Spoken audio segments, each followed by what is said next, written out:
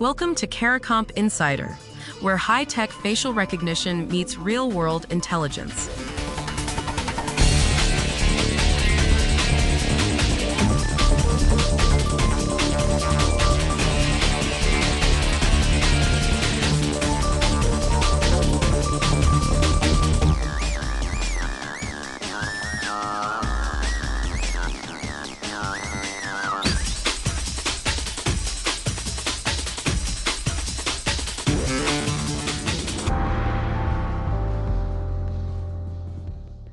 The UK government just spent £2 million on covert surveillance gear, including cameras mounted inside vehicles to watch people who claim benefits. No new law authorized it. No legal standard defines when that watching has to stop. If you've ever applied for unemployment, disability support, or any kind of government assistance, this story is about you. Not in theory. Right now, in the UK, investigators can monitor a claimant's movements without first meeting any threshold of suspicion. The proposed UK fraud bill would let officials check any claimant's bank account, not because they suspect fraud, but just because they can. That's a shift from "we have reason to believe you did something wrong" to "prove you didn't." The Department for Work and Pensions issued this £2 million tender for vehicle-based video surveillance as part of a benefit fraud crackdown. And the question running underneath all of it is one that matters far beyond Britain.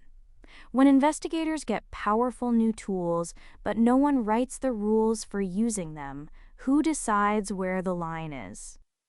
Start with why the tools exist in the first place. In 2024, a single Bulgarian fraud ring stole nearly £54 million from the UK's universal credit system. They did it with fake identity documents. The system didn't catch them because it lacked basic biometric checks, things like presentation attack detection, which is technology that spots whether a real person is present or someone's holding up a photo. £54 million. From one group.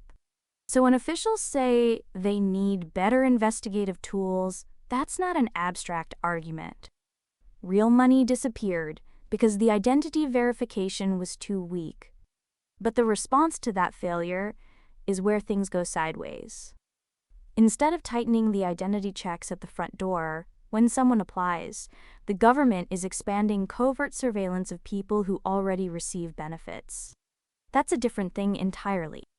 First-generation biometrics, like fingerprints or document scans, require you to be physically present. You know it's happening. You participate in it. Second-generation techniques, remote facial capture, vehicle-mounted cameras, work from a distance. They don't need your knowledge. They don't need your consent. And the legal frameworks governing their use were written for the first kind, not the second. What does that gap look like in practice? The UK used to have a dedicated biometrics and surveillance camera commissioner, someone whose entire job was scrutinizing how investigators use facial recognition and related technologies. The Data Protection and Digital Information Bill moved that oversight to the Information Commissioner's Office, which handles general data protection for everything from marketing emails to medical records. Biometric surveillance got folded into the same bucket as cookie consent pop-ups. That's not a system designed to catch mission creep. For anyone who's ever wondered whether the camera on the street corner is recording them specifically or just running passively, this is why the answer keeps getting harder to find. The dedicated watchdog is gone. And this pattern isn't unique to Britain.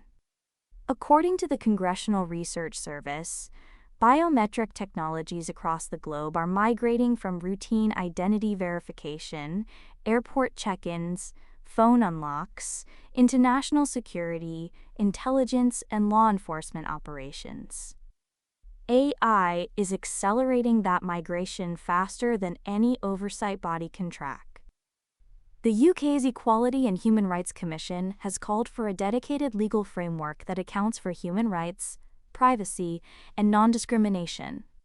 Not a ban on biometrics. Clear rules. Most countries don't have them yet. So who gets hurt by that absence? Not just the people being watched. Investigators who use these tools responsibly lose credibility too. When there's no legal threshold separating a targeted fraud investigation from suspicionless mass monitoring, every use of the technology looks the same from the outside. The careful professional and the overreaching agency get judged by the same headline.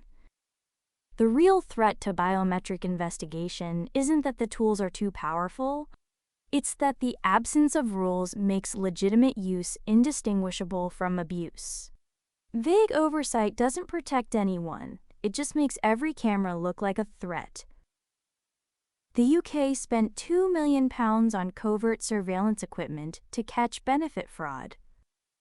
No specific law governs how that equipment gets used, who it gets aimed at, or when it has to be turned off.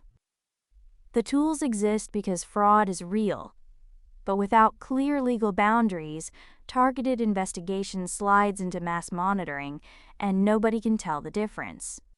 Whether you investigate fraud for a living, or you've just applied for help paying your heating bill, the question is the same. Should any government be able to watch you without first having a reason to suspect you've done something wrong? The written version goes deeper. Links below. Now you know something most people in this industry don't. Use it. And when you're ready to put it to work, caracomp.com. We'll see you tomorrow.